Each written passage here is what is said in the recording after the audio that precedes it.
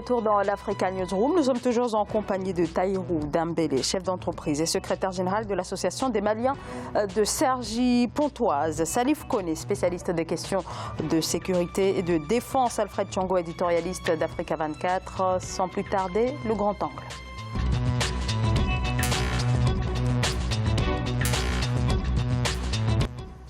Brazzaville abrite depuis lundi un salon dédié aux opportunités du numérique. Il s'agit du Salon international des technologies de l'information et de l'innovation. La rencontre se poursuit actuellement dans la capitale congolaise jusqu'à jeudi. Objectif de cette rencontre, faire connaître les différentes opportunités que renferme ce secteur du numérique de plus en plus perçu comme l'avenir de tout un continent. Reportage entre correspondants en République du Congo, Deva Panzou. En Afrique, l'économie numérique est en pleine croissance. Le continent est le deuxième plus grand marché au monde en termes de demande en technologie d'information et de communication, avec 350 millions d'utilisateurs de smartphones en 2017. Cependant, les pays de l'Afrique centrale ne profitent pas assez des opportunités offertes par le secteur du numérique à cause du manque de financement et des ressources humaines. Maintenant, il y a le financement éventuellement qui peut poser problème. Et là aussi, nous devons arriver à avoir d'autres habitudes de financer, c'est-à-dire des financements, je dirais, de type innovant, qui amènent les banques à mieux comprendre le secteur. Tout ce qui aujourd'hui rentre dans la formation, par exemple, là, il y a des nouveaux métiers qui viennent, donc les développeurs, les analystes de données. On n'en a pas aujourd'hui, il faut les former. Afin de connaître les différentes opportunités dans l'écosystème digital et mettre en lumière les atouts des entreprises de la sous-région Afrique centrale, un business forum a été organisé ce lundi 15 avril 2019 en marge de la 3e édition du Salon international des technologies de l'information et de l'innovation qui a lieu du 16 au 18 avril 2019 à Brazzaville. En tenant compte de ce que les entreprises de l'Afrique centrale ne participent pas suffisamment dans l'offre de ces marchés-là au niveau dans leur pays, on a pensé à pouvoir créer ce cadre d'échange entre les entreprises pour qu'ensemble nous puissions développer ce secteur. La première édition d'Ocean Business Forum a été mise en place afin d'aboutir à la création d'une plateforme dédiée aux acteurs économiques évoluant dans le numérique. Son but est de favoriser les échanges entre les professionnels du numérique par la création des clusters d'entreprises. Alors Tahirou Dembélé, alors on sait que d'ici à 2050, la population du continent va doubler. Cela nécessite forcément un modèle de rupture. Est-ce que le numérique peut justement participer, peut être l'un de ces modèles de rupture qui peut permettre de passer le cap et d'aller vers un plus grand développement? Tout à fait. Mais comme on était en coulisses, il dit que l'Afrique n'investissait pas sur les humains, donc on n'a pas trop investi sur l'éducation. C'est ça qui nous manque. On va dire le numérique, vraiment, c'est vraiment une opportunité pour l'Afrique à saisir au plus vite.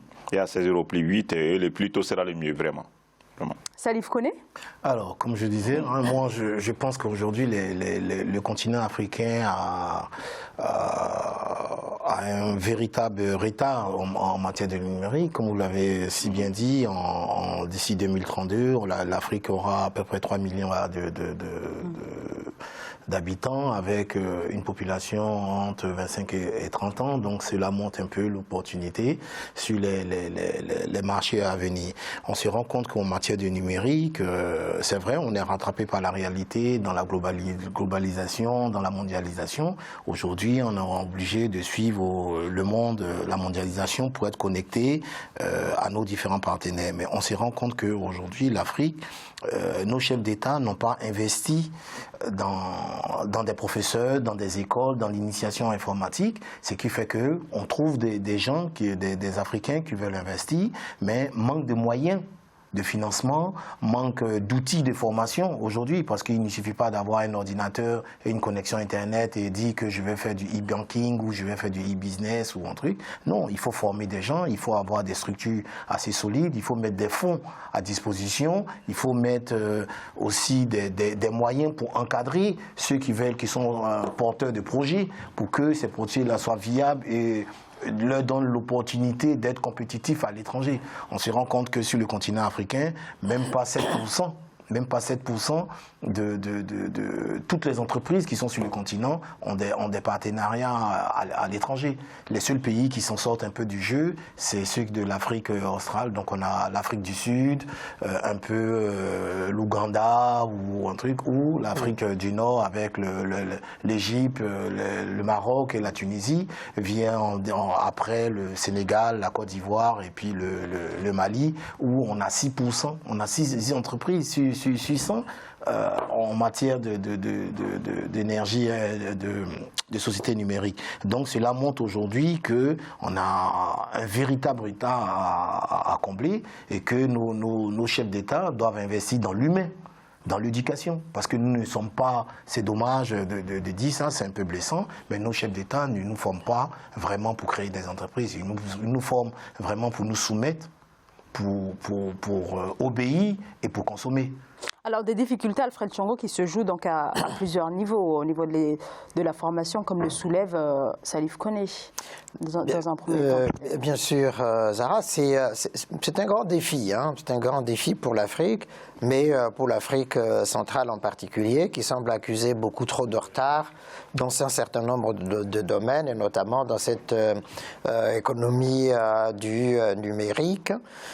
Déficit justement en formation, déficit en financement, déficit en politique justement du numérique au niveau de chaque État, mais au niveau de la sous-région Afrique centrale. Alors cette initiative-là, elle est très intéressante, qui permet justement de faire se rencontrer tous ces acteurs-là qui peuvent, en l'occurrence, se rendre compte effectivement de la nécessité de créer de manière sûre, de manière efficace cette économie du numérique, de cette nécessité justement de la formation. Hein. Dans le reportage, on insistait sur le manque, par exemple, des analystes, des développeurs, etc.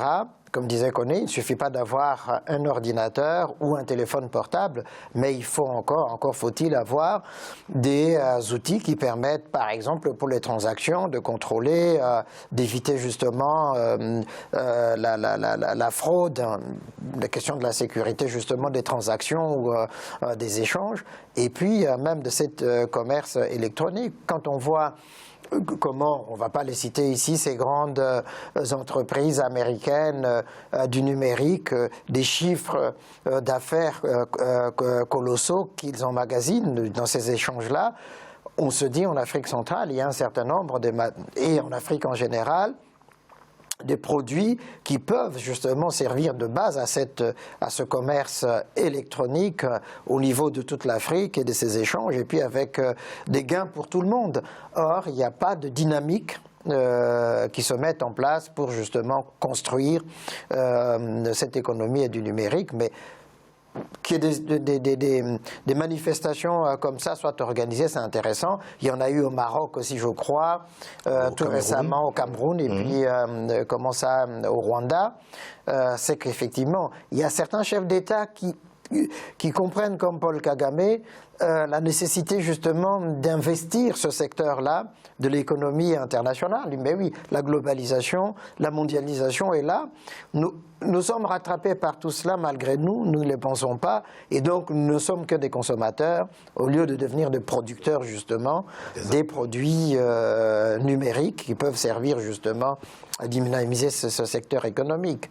Tahirou Dembélé. Je les rejoins complètement. Il faut que nous, on va dire, les politiques inversent complètement leur politique en investissant sur l'IME, sur les écoles d'ingénierie aussi. C'est ça qui va amener le développement du numérique en Afrique. Parce que si on se met à former des avocats, des juges, des médecins, ils vont rien faire. Bon, on va dire avec. Non, ils sont nécessaires quand même. Non, mais nous, on parle. Ils sont nécessaires, surtout les médecins. Non, mais je disais qu'il faut vraiment investir sur le numérique quand même. C'est vraiment un facteur de développement pour l'Afrique. Parce qu'on a le continent le plus jeune. C'est nous qui utilisons Facebook plus que tout le monde. C'est nous qui utilisons tout plus que tout le monde. Mais on fait que consommer en réalité. Alors vous, par exemple, en tant que chef d'entreprise, quelles opportunités vous voyez au niveau du marché africain? Oui, on va dire, si j'ai même à les citer, on va passer la journée là-dessus. Je dirais que la transaction monétaire que Orange Money qui est français. Bon, il n'y a pas, par exemple, dans mon pays, il n'y a pas, moi j'aurais aimé que ce soit une télécom malien qui fait ça, mais c'est Orange Money qui le fait, c'est dommage. Bon, rien que ça, Orange Money emmagasine beaucoup de chiffres d'affaires. Bon, comme il dit, commerce sous le e-commerce, il y a des petits, il y a des gens qui essaient de les faire, mais pour le moment, il n'y a pas de suivi derrière, parce qu'il faut les moyens. Mais exactement, il faut ce soutien là est nécessaire. On peut prendre n'importe quel secteur, les artisans, des bijoux par exemple. Moi j'en ai là qui viennent du Burkina Faso, par exemple. Ça peut être placé dans des plateformes numériques où justement ce commerce numérique se fait. Mais tant qu'il n'y a personne pour soutenir une telle initiative, eh bien, c'est d'autres qui viennent et puis on reste toujours dans la consommation. Pourquoi ça doit être Orange ou les opérateurs européens qui doivent occuper ces secteurs? Et pourquoi dans nos pays on ne développe pas justement ce genre de secteur? On peut aller encore dans le domaine de la production agricole ou agro-industrielle. On peut, comme ça, toute une série de choses qu'on peut imaginer. Quand je vois par exemple, je vais prendre vraiment un exemple basique, très simple, le commerce de l'huile de palme. Il y a plusieurs producteurs africains, mais ça passe par qui? Ça passe par des intermédiaires, quand on voit dans toutes les boutiques ici. Voilà, exactement. Alors que s'il y avait une entreprise numérique africaine comme ça, qui centraliserait toute cette production-là pour dire on va vendre nos produits par ce biais-là, eh bien, tout le monde est gagnant. Le producteur de base, justement, de ces produits-là, et puis les intermédiaires qui passent par ce e-commerce, et puis l'État qui prélèverait sa taxe là-dessus. Donc voilà, il y a toute une série de choses à faire dans ce secteur. Il parlait d'une chose, les développeurs, tous les développeurs, les vrais développeurs numériques sont en Europe. Si un Africain vient, si c'est un vrai développeur, il reste là. Exactement. Voilà, il reste là. C'est ça qui est vraiment dommage et regrettable. Parce que s'ils sont bons, ils ont peur de quoi? Parce que s'ils reviennent en Afrique, on ne les suit pas. Il n'y a pas l'État qui suit, donc il n'y a pas de subvention derrière. Donc au lieu de toucher 7 000 € ici, ils vont toucher 1 500 de l'autre côté. Ils ne vont pas accepter d'y aller. Alors, au moins, sur ce problème-là, on va parler aussi de la couverture. C'est vrai qu'on a des artisans sur le continent qui aimeraient, qui ont cette idée ou un truc, mais il faudrait qu'on ait une couverture assez complète du pays, de la zone, une politique aussi en matière de réglementations sous-régionales, pour dire les transactions qui doivent être faites, la formation, l'accession au financement de ces conditions. Et moi, sur le volet sécuritaire, on a comme l'impression que nos chefs d'État africains ont peur du numérique.